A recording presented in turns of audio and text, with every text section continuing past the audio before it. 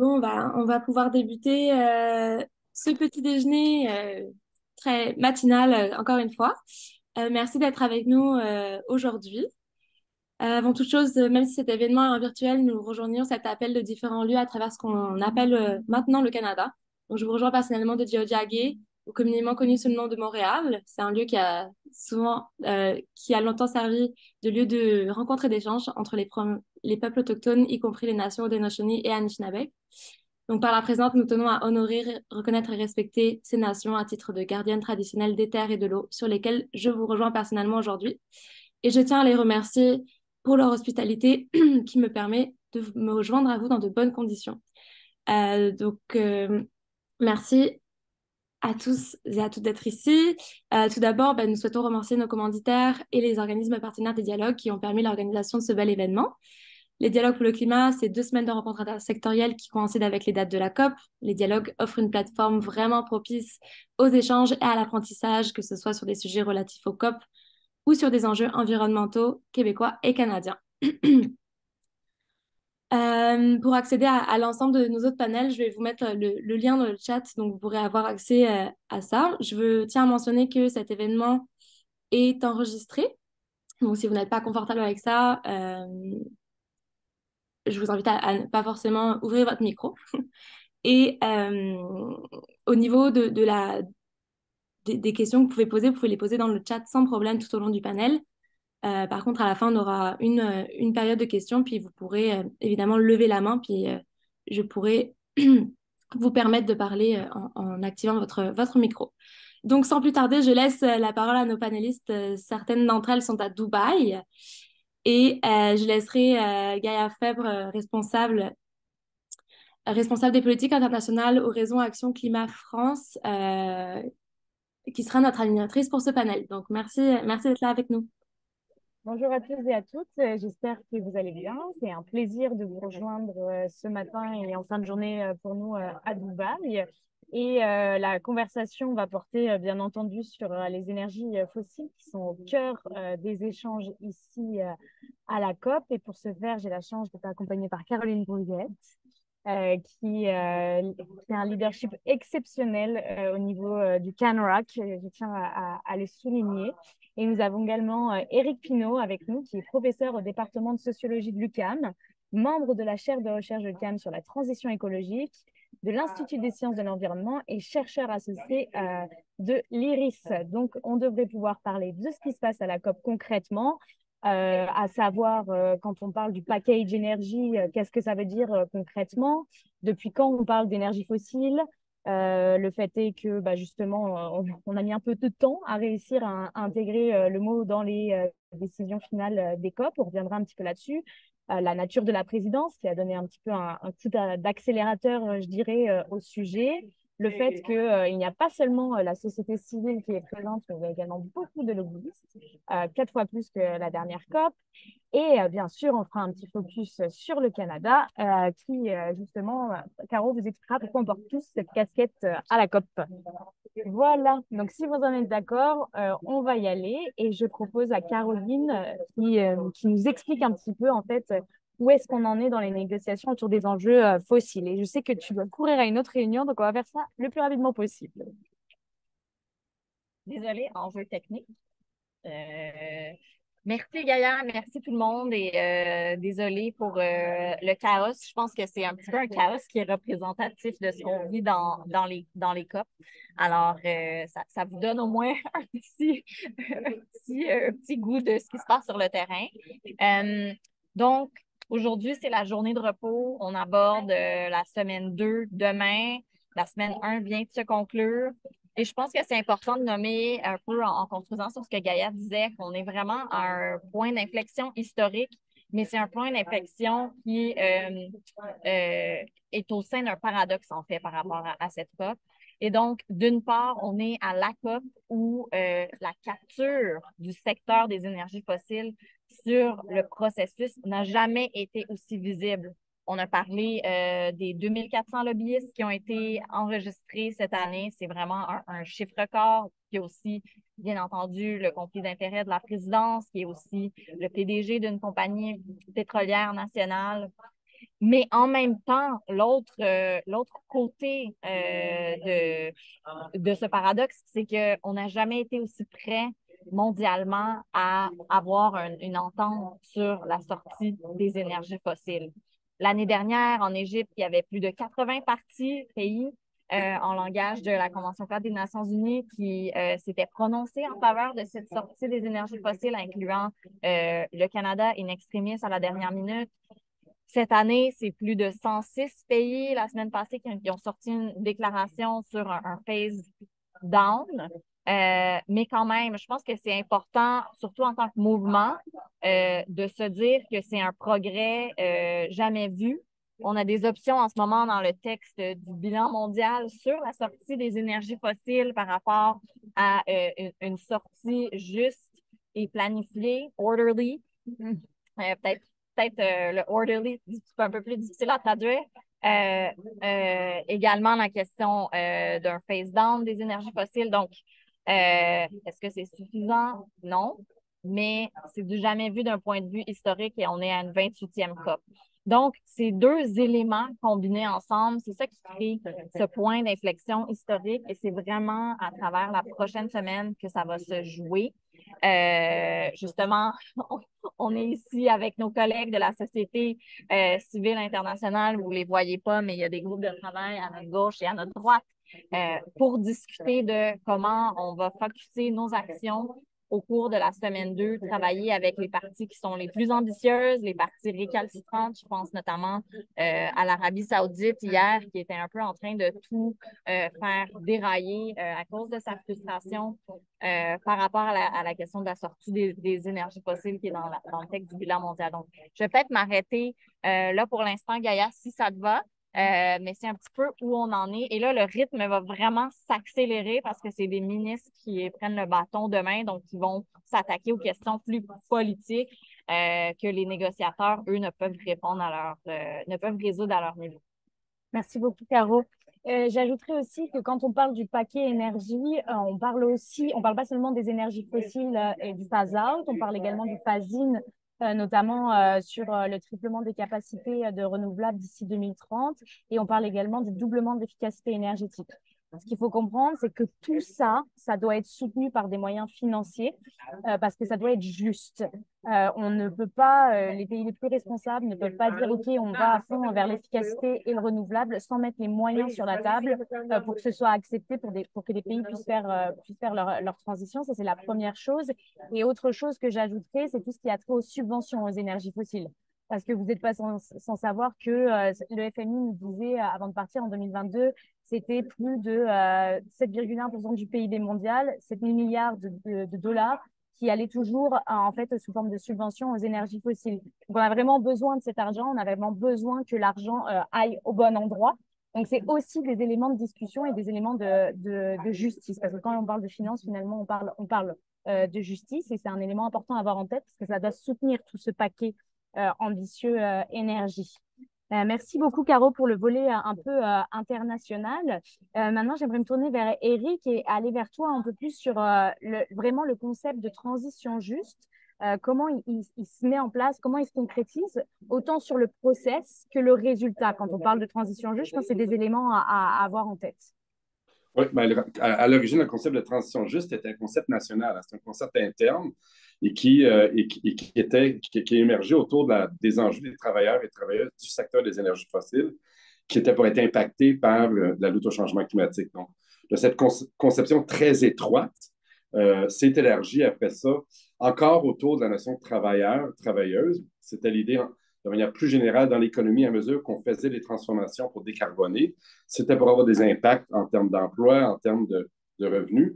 Et il fallait que ceux qui étaient le plus concernés puissent être partie prenante du processus de transformation de l'économie. Donc, c'est d'impliquer finalement les travailleurs et travailleuses dans le processus de décarbonation.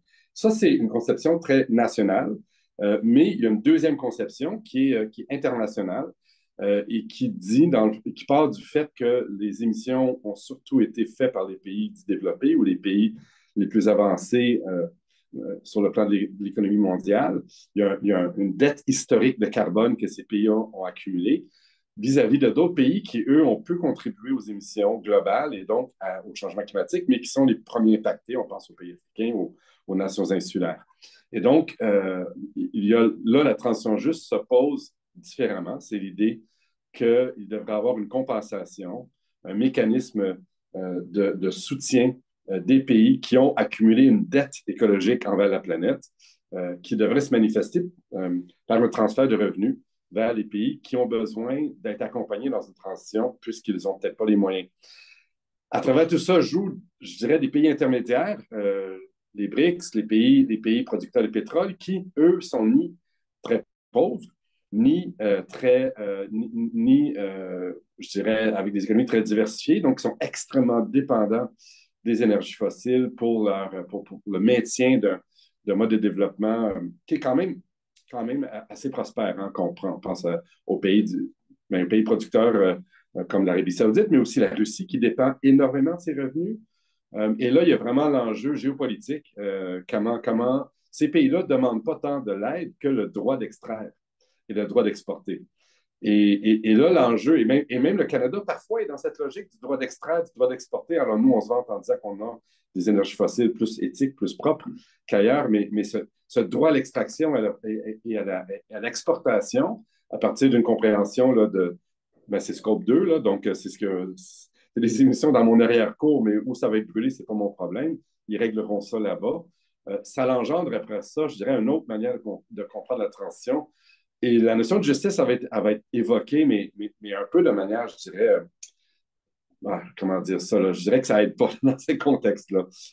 Et je crois comprendre qu'en ce moment, il y a un jeu, peut-être que vous qui êtes là-bas pouvez éclairer ça, mais je crois qu'il y a ce jeu à trois qui se joue. C'est-à-dire que les États-Unis vont dire, pour nous, la transition juste, c'est à l'interne, c'est nos travailleurs, on va les protéger. D'autres pays vont dire, pour nous, la transition juste, c'est le droit d'exporter, c'est le droit de continuer à extraire parce que c'est un levier de développement économique. Et d'autres pays vont dire, nous, on n'a rien à exporter en termes d'énergie fossile, mais on n'a pas les moyens de décarboner, on est extrêmement dépendant, on va être impacté et on veut un soutien des États qui ont accumulé cette dette écologique. Oui, Caro va ajouter quelque chose. Désolée, la coordination, c'est comme en live. Oui, en fait, Éric, justement, puis je pense que ce que tu décris, c'est un peu la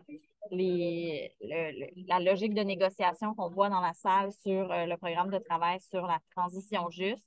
On a les pays du Nord, comme les États-Unis, le Canada, qui joue quand même un rôle plus constructif, qui, pour eux, vraiment, parle de la transition juste comme un élément absolument domestique, qu'il n'y a pas d'élément lié à la coopération internationale.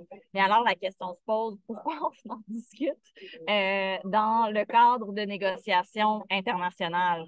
Et c'est sûr que on voit se déplacer dans les discussions sur le programme de transition juste les logiques qu'on voyait avant dans Response Measures, mesures de riposte, je pense en français, où c'est exactement, c'est l'Arabie saoudite et autres qui viennent instrumentaliser le concept finalement pour se prévaloir d'un droit de continuer et de maintenir le statu quo finalement. Mais ce qui est positif, c'est que notre réseau ici à Dubaï et je dirais il y a certains pays du Sud qui sont vraiment des voies positives en ce sens. Je pense notamment au Brésil qui viennent parler du programme de transition juste comme l'endroit où on vient discuter de l'aspect de la justice de la transition parce que la transition, elle est en train de se produire par l'entremise des mécanismes de marché. Et donc, la question, c'est est-ce qu'on va s'assurer d'intégrer à l'intérieur de la transition la protection des droits humains, des droits des travailleurs, droits des femmes, droits des peuples autochtones et toutes les questions de coopération. Et donc, comme Gaëlle disait tout à l'heure, l'aspect fondamental de la finance. Donc, il y a ces tensions-là. À chaque fois qu'on parle de finance, les pays du Nord deviennent récalcitrants. On voit ça aussi sur cette question. Merci beaucoup, Caro, pour les ajouts. Et j'aimerais maintenant, je vous propose de passer plus on l'a un peu abordé, mais les freins, les obstacles et les distractions, notamment quand on parle du package énergie. Et j'aimerais beaucoup qu'on revienne sur tous ces, nous on appelle ça des distractions dangereuses, tout ce qui est CCUS, captage de carbone, un peu le mirage technologique, la licorne que John Kerry nous pointe sur le nez à chaque instant en disant que finalement on peut se tourner vers ces technologies-là alors qu'on manque de temps pour garder le 1,5 degré à portée de main. La fenêtre de tir, elle est de plus en plus petite. Ce qui est génial avec une COP, c'est qu'il y a beaucoup de rapports qui sortent en amont et pendant. Et donc, on peut voir que finalement, le pourcentage de chance aujourd'hui est plutôt de 14%. Et quand on additionne toutes les NDC, on est plutôt sur un 2,7 degrés. Donc, j'aimerais bien qu'on revienne sur cette distraction dangereuse technologique qui finalement peut avoir un impact sur le package énergie, même encore aujourd'hui, parce que sur les options, on a 3 options sur la table. Bon, la dernière, on va pas en parler parce que c'est no text, donc rien. Mais la deuxième option, et il y a le mot unabated. Donc, Eric, si tu peux un peu nous en dire plus là-dessus et le danger que ça représente réellement. Absolument. Ben, je pense on doit, je pense, avant d'avoir cette discussion, partir d'un fait. Je vais prendre les grandes pétrolières, en ce moment, font énormément de profits et canalisent ces profits vers de l'exploration de nouveaux gisements qu'ils veulent mettre en production. Je vais prendre juste le cas d'Exxon qui a annoncé cette semaine les prévisions de profits records dans le prochain cycle de 4 ans, qui mise beaucoup sur l'ouverture d'extraction en Guyane, en haute mer, dans la mer des Caraïbes, qui mise aussi sur l'expansion de l'extraction dans le Permien, au Texas. Donc, il faut partir de ce fait qu'il y a une pression de la part des extracteurs qui continuent d'explorer, qui continuent de prévoir l'ouverture de nouveaux gisements. Alors, après ça, ben, la réaction, puis je pense que c'était bien dit par tantôt, c'est phase down, phase out, abatement. Dans les 3 options sur la table, j'essaie de trouver des mots en français: réduction, élimination ou compensation. La compensation technologique, c'est l'illusion qu'on pourrait, à travers 2 technologies principales, la capture directe du CO2 ou la capture à la source d'émission de CO2. Ces 2 technologies permettraient de continuer un modèle basé sur la combustion. Bon, ces 2 technologies qui sont immatures, c'est des technologies qui sont encore à l'état de prototypes expérimentaux. Le CCUS, les cas de déploiement important industriel qu'on connaît sous-performent, sont extrêmement chers, requièrent souvent de 20 à 33 de l'énergie en su. Donc, ce plan énergétique, vraiment pas performant. Alors, imaginez un monde dans lequel on est un business as usual au niveau de la combustion et qu'on se raccroche à ces mécanismes, implique un monde où les investissements extrêmement précieux qu'on a besoin de faire en énergie renouvelable seraient avalés par ce secteur-là, d'une part, et d'autre part, on aurait besoin d'augmenter notre production énergétique pour pouvoir faire fonctionner ces dispositifs. Donc on est devant en ce moment des distractions. Mais en même temps, du point de vue, je pense, de l'industrie pétrolière et des pays qui dépendent de cette industrie, bien, ça permet de sauver les infrastructures puis les actifs. C'est ça vraiment l'enjeu, c'est des milliards en actifs. C'est des modèles d'affaires qui ont été bâtis sur 120, 150 ans, qui sont là et à lesquels on s'attaque en ce moment. Et on l'a vu, les grandes pétrolières n'ont pas manifesté de désir fondamental de vouloir modifier leur modèle d'affaires, mise sur ces technologies, puis mise aussi sur les technologies intermédiaires là, dont on pourrait éventuellement parler de l'hydrogène, les carburants synthétiques, qui sont un peu une manière de prolonger les infrastructures, mais en même temps avec une fraction de carburant d'hiver qui serait comme de quoi, de 5, 10, 20 finalement. Puis le reste, ça serait des carburants fossiles. Donc, il y a vraiment un enjeu, je pense, important. Puis malheureusement, certains pays, comme le Canada, continuent d'encourager ces distractions-là à travers des programmes de crédit d'impôt en particulier. Là. Moi, je mets ça dans le lot des mauvaises subventions. À part, puis là, je vais terminer là-dessus, c'est sûr que pour certains procédés industriels très spécifiques, pensons au ciment, pensons à certaines manières de transformer l'acier, mais pas toutes, hein, certaines technologies très spécifiques par rapport à l'acier, on aurait besoin de capturer le CO2, puis on pourrait s'en servir pour effectivement peut-être faire du carburant synthétique pour pouvoir peut-être voler en avion. Il y a des petites boucles industrielles, mais ça prend de la planification. Ce n'est pas le marché qui est capable de faire ça. Et ce n'est pas des solutions mur à mur comme on les présente en ce moment. Moi, ça serait mon 2 cents là-dessus. Merci beaucoup, Eric. Je vais ajouter mon 2 cents à moi. C'est que aussi en France, on a ces conversations-là, notamment sur le ciment. Mais malheureusement, on voit que la conversation au national et la conversation à l'international, ça ouvre pas la même chose. C'est-à-dire qu'on est capable de dire au national, bon, ben voilà, le CCS pour des cas très, très spécifiques, en dernier recours, etc. Le problème, c'est que là, c'est le risque d'ouverture de la boîte de Pandore si jamais on va là-dessus ici. Donc, c'est vrai qu'à la fin de cette première semaine, on est toujours en tout cas, en société civile et réseau international, on n'ouvre pas cette boîte-là, on ne veut pas du unabated. Et si, quand bien même il y arrive, il va falloir l'encadrer. Il va falloir faire en sorte qu'il soit compris d'une certaine manière, qu'en effet, ça ne puisse pas être une solution magique et que ce soit vraiment utilisé que dans des cas très, très spécifiques comme le ciment. Caroline, rush après le temps parce qu'aujourd'hui, on nous a soufflé que le Canada allait faire un annoncement d'une certaine loi et je vais laisser Caroline l'introduire. Est-ce que tu peux nous dire aussi comment on en est arrivé là? Parce que je pense que le réseau Action Climat Canada a fait beaucoup et je pense que c'est bien de montrer que la pression de la société civile, justement, elle a un impact finalement. Mais avant que je fasse ça, je vais juste m'assurer d'avoir le bon Vas-y. vêtement pour le faire. Alors, oui, c'est mon Emissions Cap, si vous comprenez le jeu de mots. En fait, un accessoire mode qui fait fureur à la COP à Dubaï. Sans blague, le Washington Post en parle. Nos collègues se l'arrachent. Donc, c'est bien rigolo tout ça, mais c'est quand même un outil de plaidoyer et ça a fait en sorte que ça a mis la question du plafonnement des émissions du secteur pétrolier et gazier vraiment au sommet des politiques discutées et ça a fait augmenter la pression sur le Canada. Donc, ce fameux plafonnement des émissions du secteur pétrolier et gazier a été promis à Glasgow, à la COP26, par le premier ministre Justin Trudeau. Ça fait plus de 2 ans qu'on l'attend. Et finalement, ce qu'on sait, c'est qu'au cours des prochaines heures, un cadre réglementaire va être publié. Et ça, c'est vraiment le résultat de la pression, de l'activisme de personnes à l'intérieur et à l'extérieur des gouvernements. Euh, donc voilà, au Canada, on le sait, les provinces, ce sont elles qui ont juridiction sur les ressources naturelles et donc sur la production directement.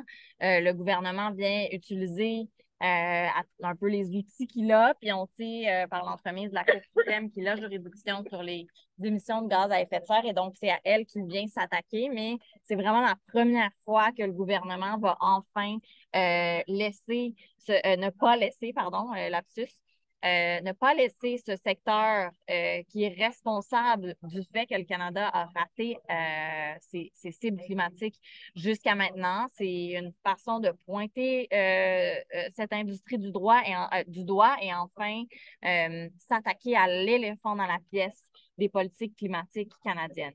Donc, la question du plafonnement, ce qu'on doit s'assurer, c'est que c'est un mécanisme qui est robuste et donc qu'on on ne permette pas de flexibilité, de souplesse pour les entreprises comme des allocations gratuites, des compensations carbone.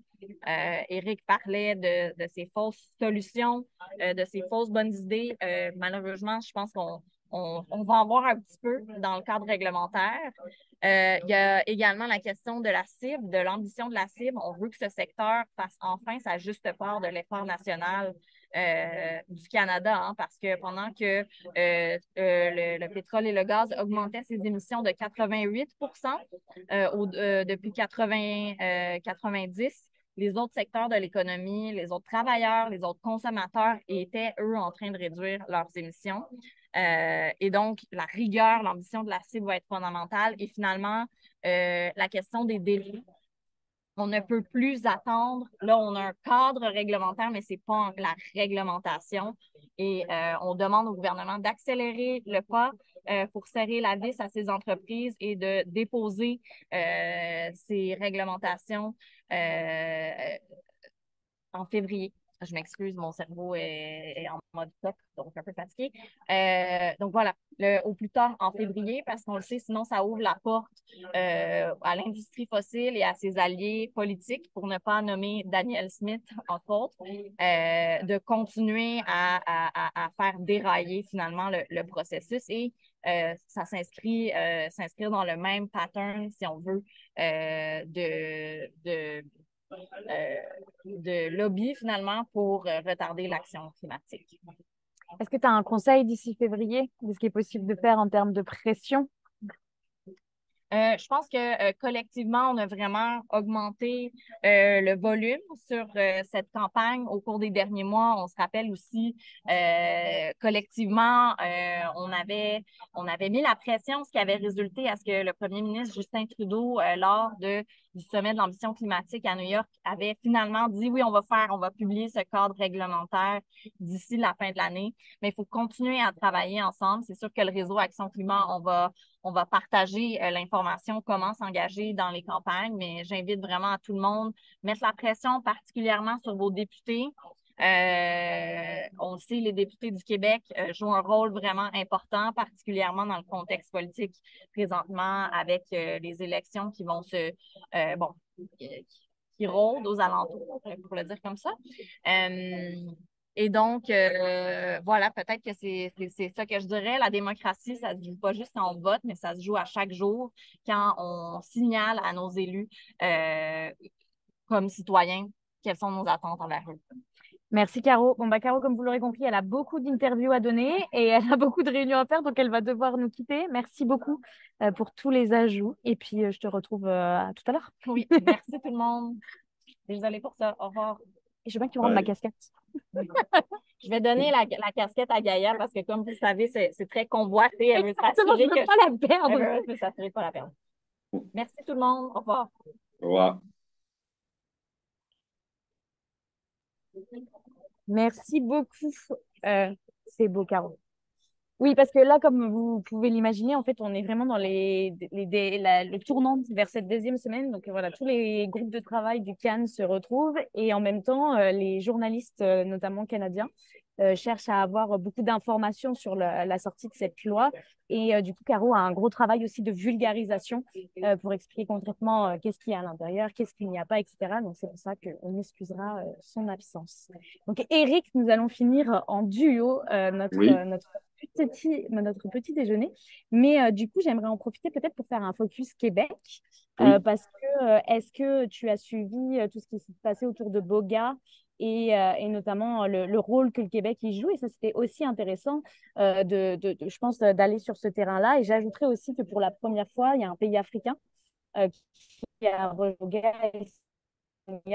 et ça, c'est intéressant dans le contexte des COP parce qu'en fait, on voit qu'on essaye de casser le narratif je produis parce que vous consommez. Ça, c'est quelque chose qu'il faut absolument qu'on arrive à détruire parce que sans ça, en fait, on ne s'en sortira pas. Il faut vraiment que les pays producteurs et pays consommateurs, main dans la main, travaillent ensemble. Et pour le coup, Boga, tout au long de l'année, est devenu un peu la porte d'entrée des États qui se disaient, OK, moi, je veux une sortie juste équitable de toutes les énergies fossiles. Donc, j'aimerais bien avoir un peu le rôle de leadership que peut avoir le Québec et un peu le rôle de Boga, finalement. Ben, le rôle de Boga, Boga, premièrement, c'est Beyond Oil and Gas, hein, c'est l'idée d'une association de juridiction, parce qu'ici, le Québec n'est pas un pays, mais une juridiction subnationale, mais qui a quand même une prise sur ses ressources naturelles, donc qui exerce une souveraineté sur l'extraction des ressources naturelles. Et c'est à ce titre qu'elle a pu passer une législation dont le titre était pour une sortie de l'extraction des énergies fossiles. Et donc, depuis la mise en place de cette loi, il n'y a plus de possibilité d'extraire du gaz, du pétrole ou du charbon du sol québécois. On a révoqué les droits d'extraire. Ça s'est fait suite à une longue pression, plusieurs campagnes de la société civile au Québec contre des projets soit d'extraction ou de transport et d'exportation. Donc, des projets de pipeline qui venaient de l'Ouest, des projets de gazoducs, et auparavant, le mouvement contre les gaz de schiste. Donc, ça s'inscrivait, et aussi d'opposition à Gaspésie à l'exploration d'un potentiel pétrolier. Alors, c'est vraiment, je pense, ce qui a fait la différence au Québec, c'est cette société civile très organisée qui a fait pression et en même temps, un contexte, je pense, important, énergétique, où la moitié de l'énergie du Québec provient des énergies renouvelables.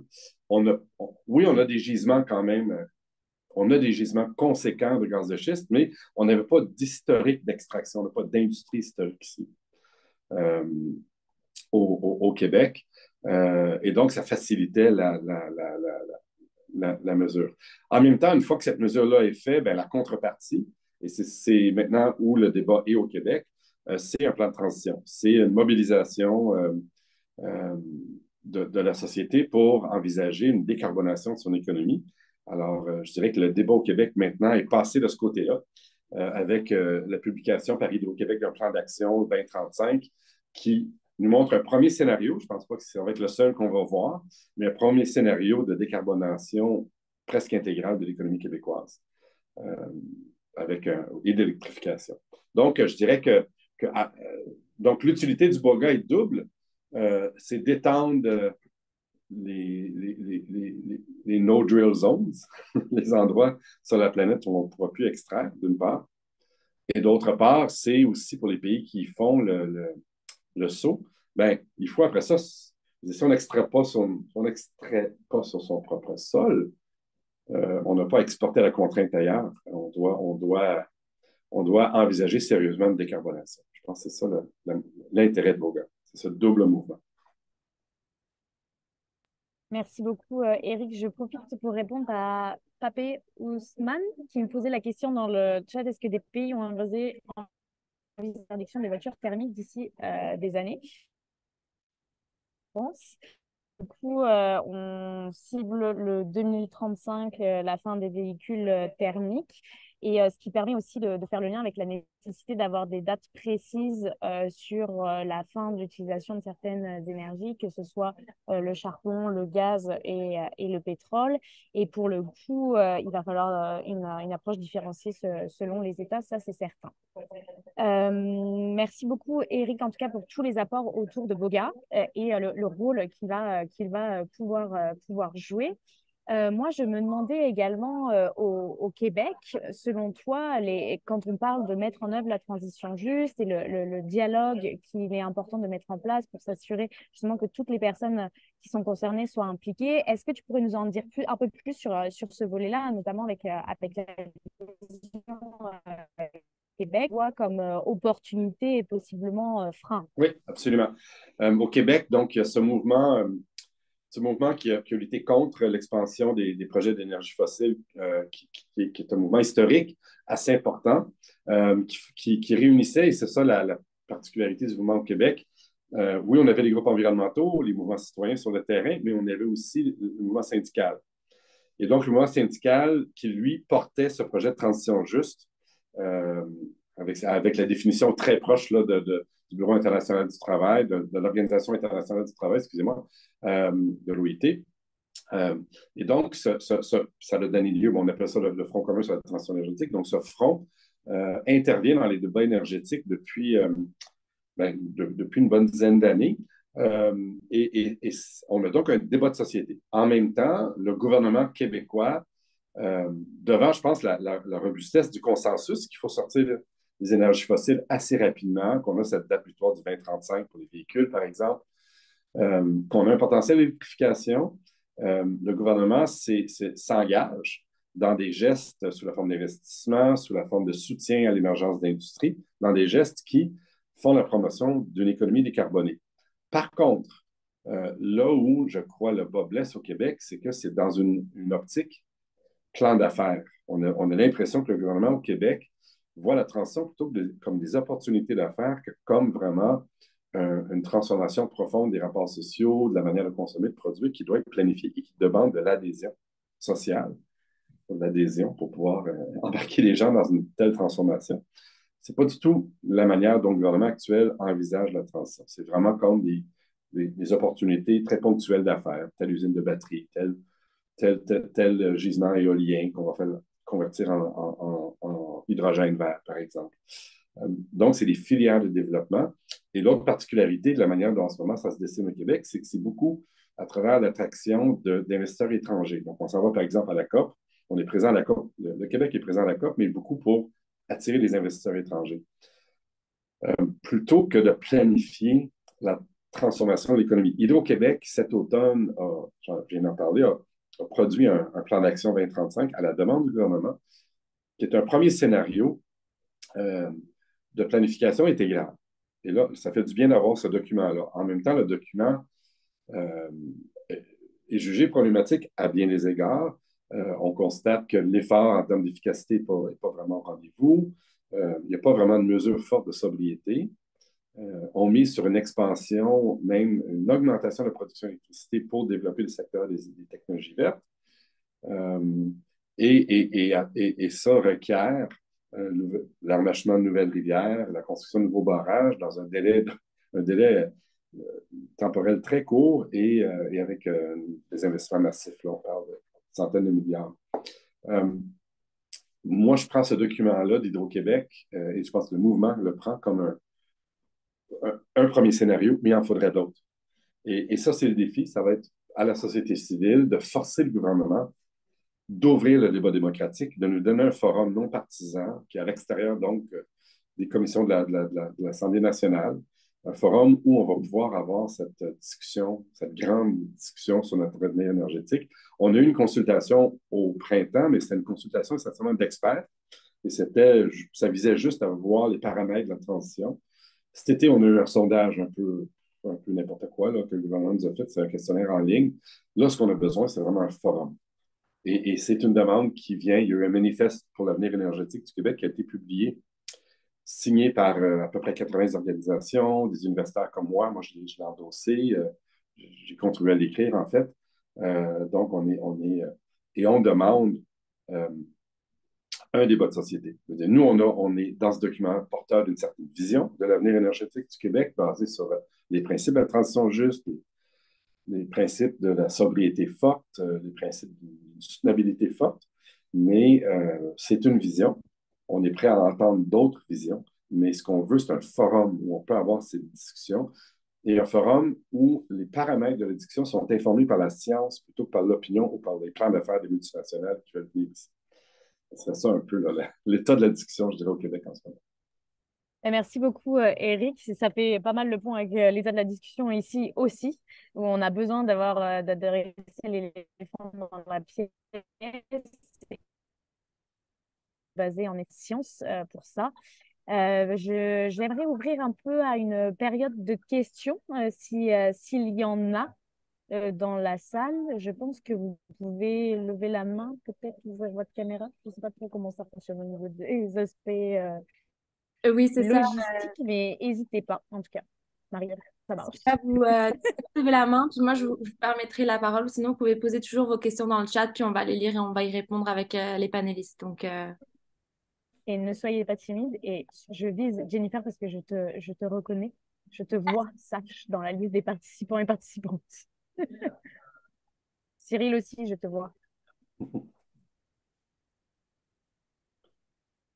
Sinon, c'est qu'on a répondu à toutes les questions qui se posaient, ou bien qu'il est trop tôt. Eh oui, parce qu'il est assez tôt au Québec, finalement. Allô, Jennifer.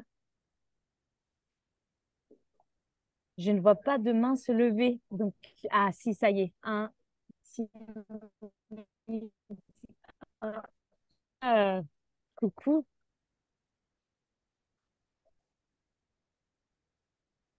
Bonjour, est-ce que vous m'entendez? Oui. Super. Donc, allô Gaïa, toujours un plaisir. Je suis contente de te voir ce matin. Moi, je Bonjour, t'entends, Monsieur ouais. Pinault. Bonjour. Super. J'ai une question d'actualité un petit peu. Là, j'ai vu hier sur CBC, dans le fond, qu'aujourd'hui, on devrait avoir des nouvelles par rapport au plafonnement du secteur pétrogazier au Canada. Donc, je sais que ça ne serait pas un premier draft du projet de règlement. Tout de même, on aurait un document de travail qui sortirait. Donc, je ne sais pas un petit peu si vous aviez eu des échos, vous, de votre côté, ou c'est ça, des réactions de la société civile par rapport à cette fuite d'informations-là. Donc, ça devrait être aujourd'hui. Donc, j'aimerais avoir un peu le pouls si c'est possible. En effet, Caro est partie, mais elle expliquait. En fait, il y a eu beaucoup.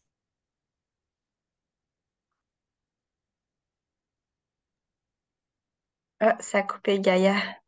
C'est ça, c'est Gaïa qui coupe. OK. Questions directement au ministre de l'Environnement. À la COP, je coupe, pardon. Est-ce que vous m'entendez? Oui. Là, on À la... t'entend, mais on n'a pas entendu la première partie de ta réponse. vous pourrez Je peut-être disais fermer ta caméra, Gaïa.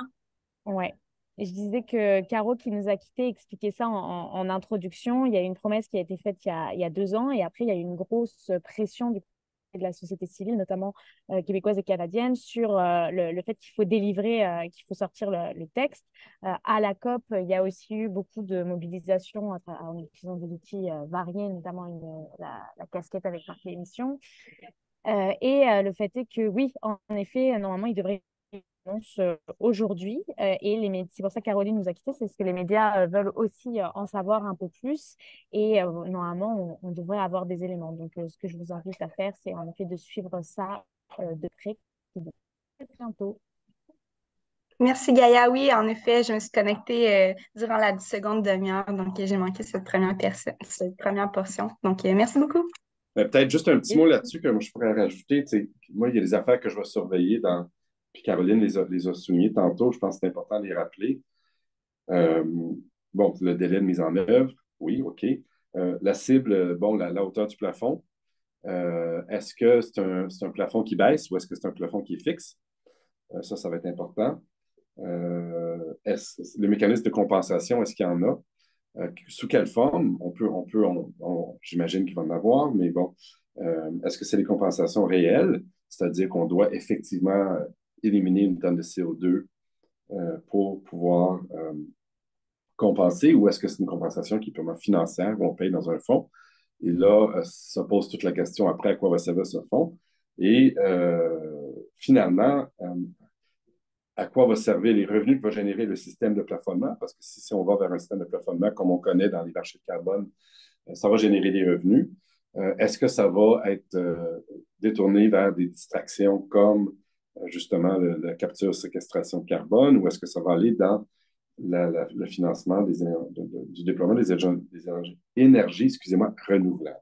Alors moi, c'est un ensemble de questions dont je me pose, et est-ce que les effets du plafond sur l'emploi ont été analysés, et en quoi certaines mesures de transition juste pourraient aussi être mises en place pour accompagner les travailleurs qui vont peut-être perdre leur emploi compte tenu du fonctionnement du plafond?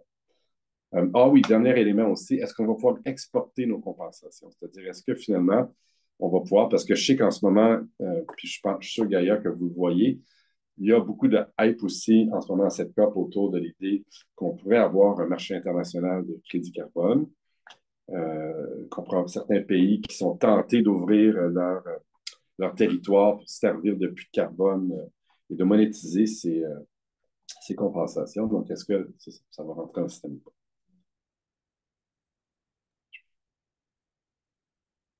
Est-ce que vous m'entendez correctement? Oui.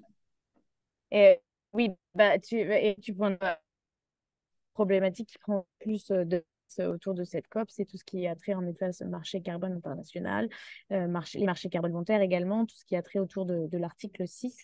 Et pour le coup, moi, je peux vous dire que l'Union européenne et la France sont plutôt fans de ces manières de faire, parce qu'en fait, c'est des pays qui n'ont pas tenu leurs promesses financières.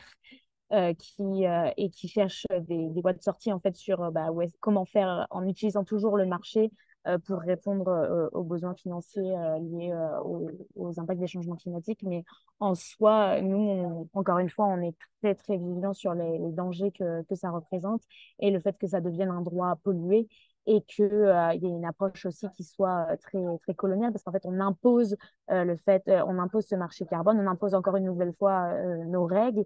Et là, ça m'amène à parler globalement en fait, de la nécessité de réformer toute l'architecture financière. Pour le coup, c'est aussi des discussions qu'on a à la COP. Je ne sais pas si vous vous souvenez, à la COP 27, Mia Mottley avait fait un discours très intéressant, très impactant sur la nécessité de réformer nos institutions et notre système financier.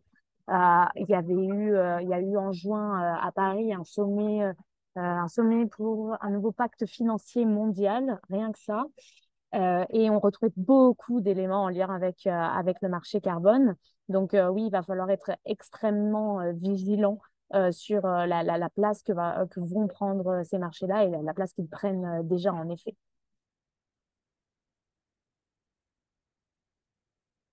Est-ce qu'il y a d'autres questions dans la salle?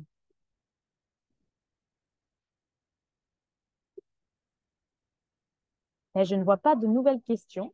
Eh ben, nous avons tous gagné 15 minutes sur vous, votre matinée et moi, ma soirée. Je vous invite à prendre un bon petit déjeuner, continuer à suivre l'équipe des dialogues qui a fait un travail extraordinaire pour s'assurer que les gens qui ne sont pas au cœur de la COP puissent suivre ce qui s'y passe. Et la pression, autant à l'intérieur qu'à l'extérieur, est vraiment importante.